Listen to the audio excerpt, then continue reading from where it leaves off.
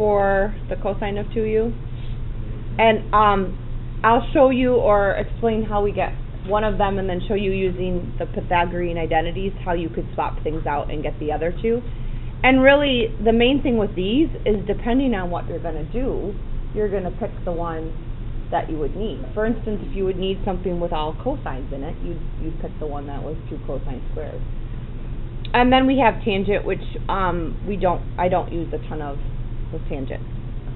So how could I use a sum to get 2u? Like, what plus what would give me 2u?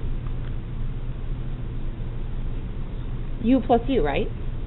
So I'm going to rewrite sine, so you can see where this comes from, sine of 2u as sine of u plus u. Okay, and then I'm going to look, and so I'm going to look at the second sum formula, and so now I have my u and my v are both u and u, okay? So what I'm going to do is I'm going to rewrite it and see what I get. It says to take the sine of u times the cosine of v, but we're going to write then the cosine of u because u and v are both u, plus the cosine of u times the sine of u. Well, I can rewrite or rearrange multiplication. Do you see how this is the same term? Okay, so I could write that as just 2 sine u cosine u. Okay.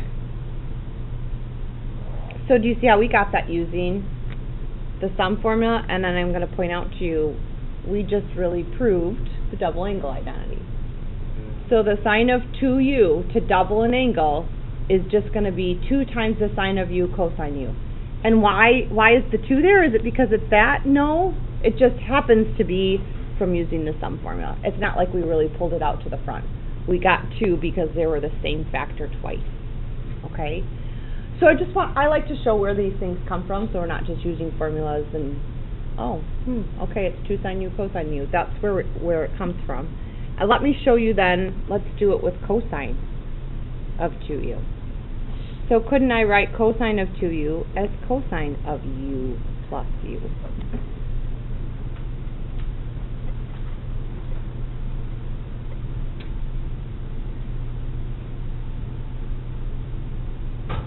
Okay, so now, instead of u plus d, I have u plus u. So what should I write using now the cosine sum formula, this top one?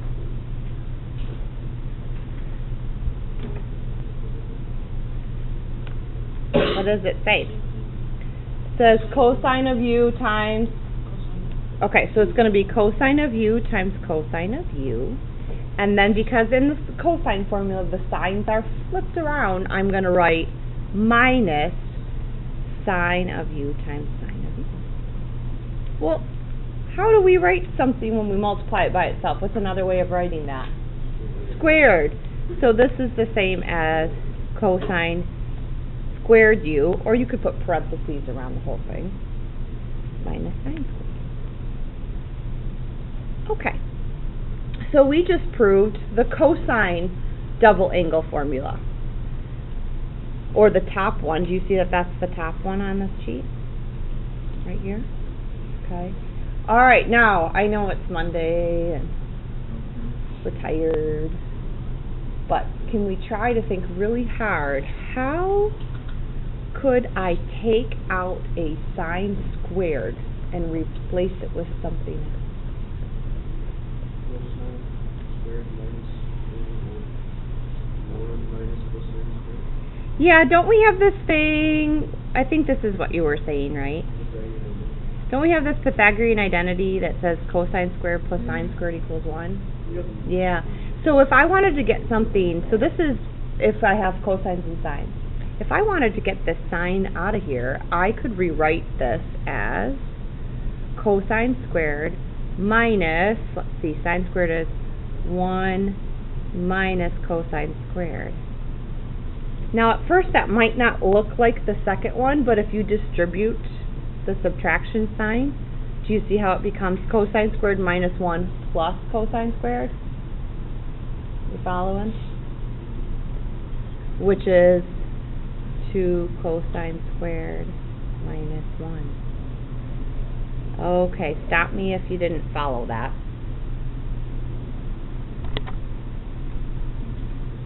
Can you give me a minute to write it out? Yes, I can.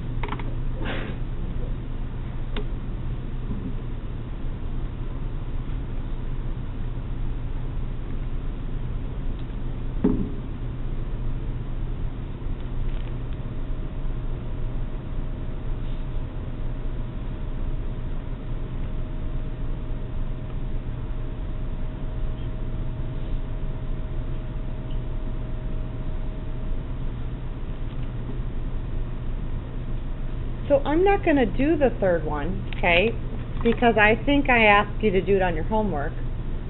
But how do you, if this is what we did to get 2 cosine squared minus 1, how do you think I could go back to this original expression and just get one with sine?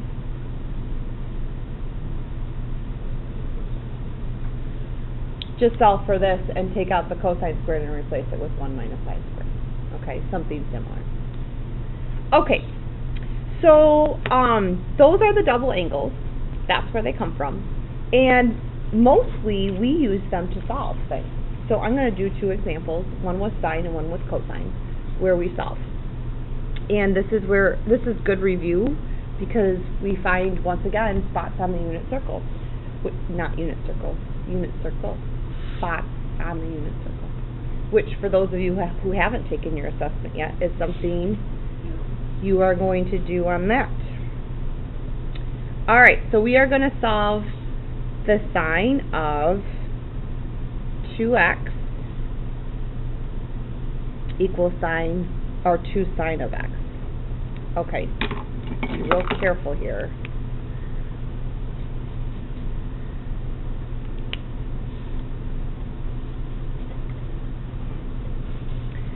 And on both of these examples, we are going to use double angle identities.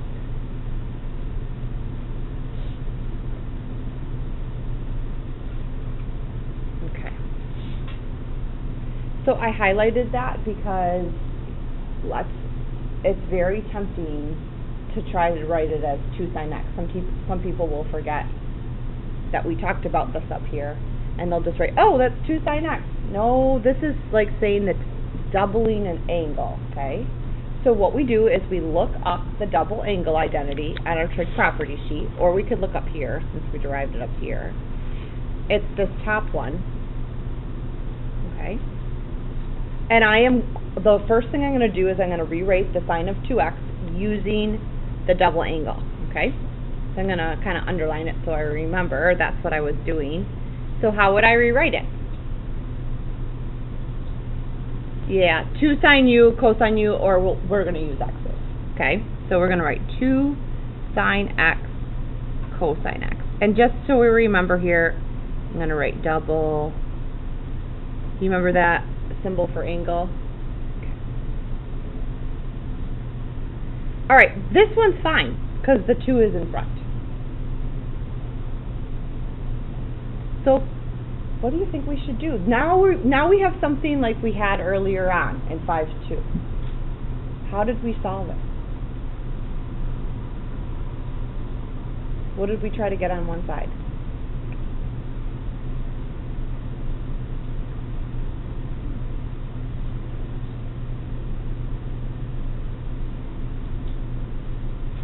Can I move that to the other side? Then what would I have over here?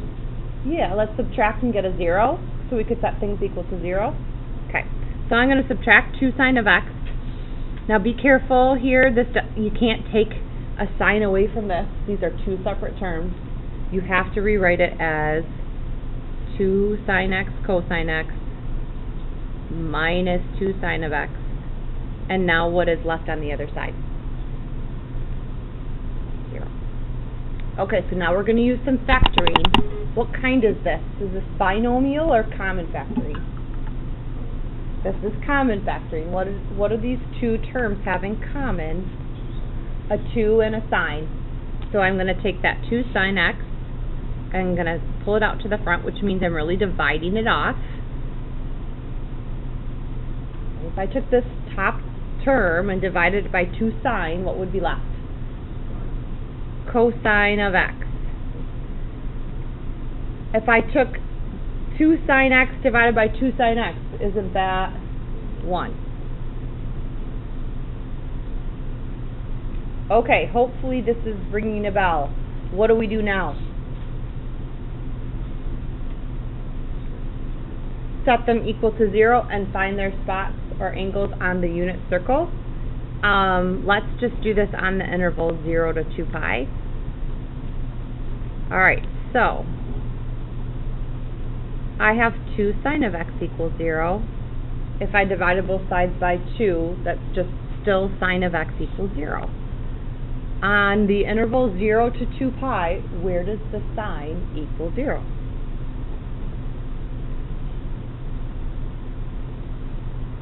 Zero, and where else? Pi. So there's 2 of my answers. Then the second thing I'm going to do is I'm going to set cosine of x minus 1 equal to 0. Which means cosine of x equals 1.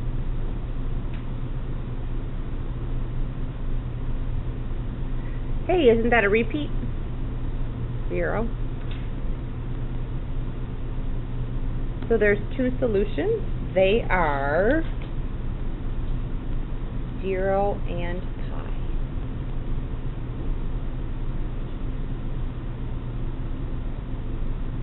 Okay.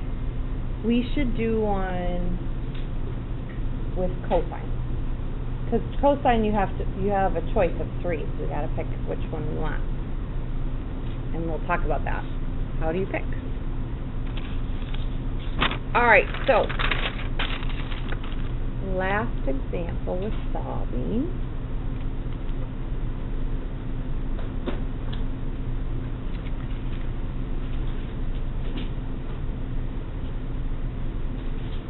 We're going to, again, use the double angle, and we're going to, again, solve on the interval 0 to 2 pi, and let's do cosine of 2x minus cosine of x equals 0. And once again, it's really, really tempting to think that this means 2 cosine of x, but this is a double angle.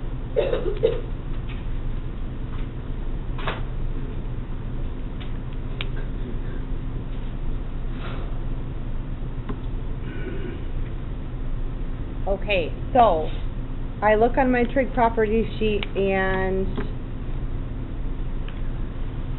there are 3 choices.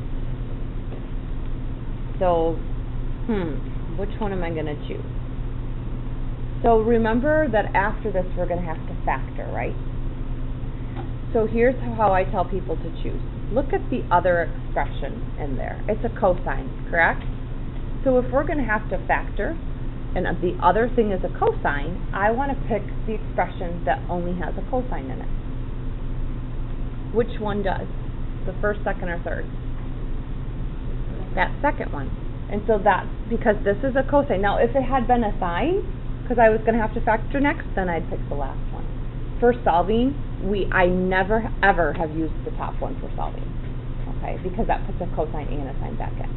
All right, so I am going to use the second double angle, so I'm going to rewrite this as 2 cosine squared x minus 1.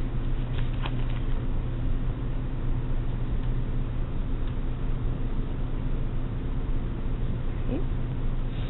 And then minus cosine of x equals 0.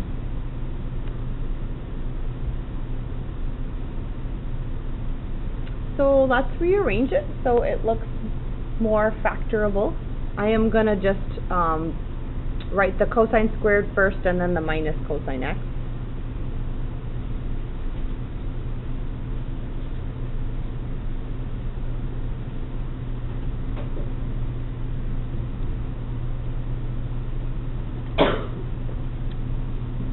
Okay, what do you guys think about that? What kind of factoring do you think that looks like?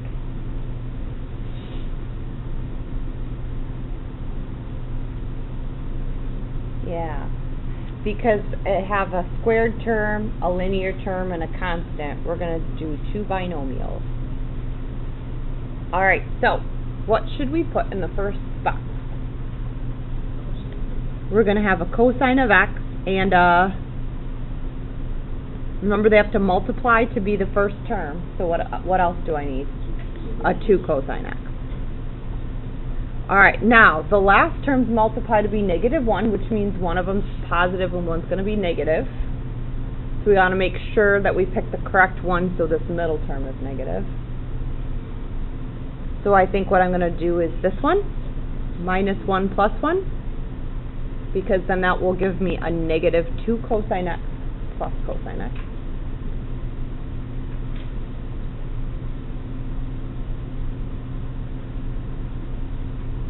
Okay, what's next? Set them equal to 0. So we have cosine x minus 1 equals 0.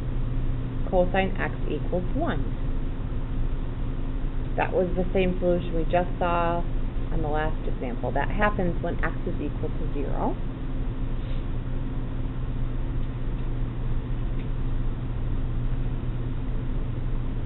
And then we have 2 cosine x plus 1 equals 0. So if we subtract 1 divided by 2, that cosine x equals -1/2.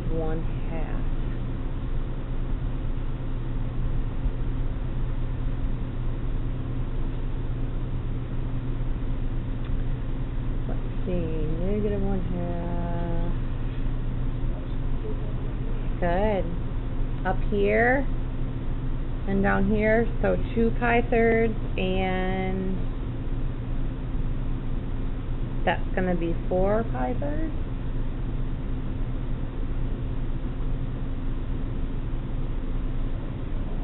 So those are your 3 solutions.